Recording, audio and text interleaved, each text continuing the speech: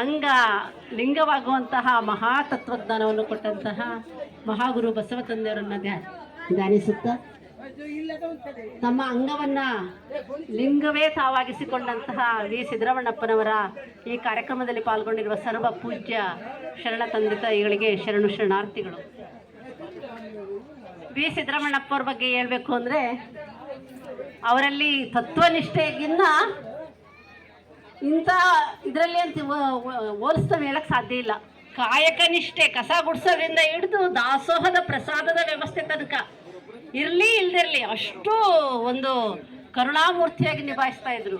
ಅವ್ರು ಕಾಯಕ ಪ್ರಾರಂಭ ಮಾಡ್ತಾರೆ ಅಂತಂದರೆ ಅಷ್ಟರೊಳಗೆ ಯಾರು ಕಸ ಗುಡಿಸ್ಬೇಕು ಅಂತ ಹೋದರೆ ಮಾತ್ರ ಪರ್ಕೆ ಕೊಡ್ತಿದ್ರು. ಇಲ್ಲಾಂದರೆ ಅವ್ರು ಗುಡಿಸೋ ತನಕ ನಾವು ನೋಡ್ತಾ ನಿಲ್ಬೇಕು, ಫಸ್ಟ್ ಹಿಡಿಬೇಕಿತ್ತು. ಅಷ್ಟು ಕಾಯಕ ನಿಷ್ಠೆ ಮತ್ತು ದಾಸೋಹ ಸಂಪನ್ನತೆ ಅಂದರೆ ಪ್ರಸಾದದ ವ್ಯವಸ್ಥೆ ಇರಲಿ ಇಲ್ಲದಿರಲಿ ಏನಾದರೂ ಮಾಡಿ ಅವ್ರಿಗೆ ಪ್ರಸಾದ ಮಾಡಿಸ್ಬೇಕಲ್ಲ, ಅಷ್ಟು ದೂರದಿಂದ ಬಂದರೆ ಎನ್ನುವ ಭಾವ.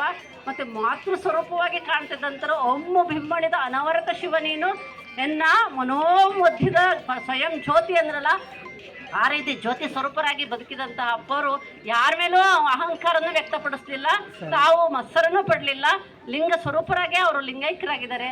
ಅಂತಹ ಪೂಜ್ಯರನ್ನು ನಾವು ಅವರ ಕಾರುಣ್ಯವನ್ನು ನಾವು ಬಯಸುತ್ತಾ ಸರ್ವರಿಗೂ ಶರಣಾರ್ಥಿಗಳನ್ನು ಸಲ್ಲಿಸುತ್ತಾ ಅಪ್ಪರು ಯಾವ ರೀತಿ ನಿಷ್ಠೆ ಇದ್ರೂ ಆ ನಿಷ್ಠೆನ ಅಳವಡಿಸ್ಕೊಂಡ್ರೆ ಸಾಕು, ಬಸವತತ್ವ ಯಥಾ ಪ್ರಕಾರ ಸರ್ವರಿಗೂ ಅಳವಡುವ ರೀತಿ ಬೆಳೆಯುತ್ತೆ ಅಂತಂತ ನಮ್ಮ ಎರಡು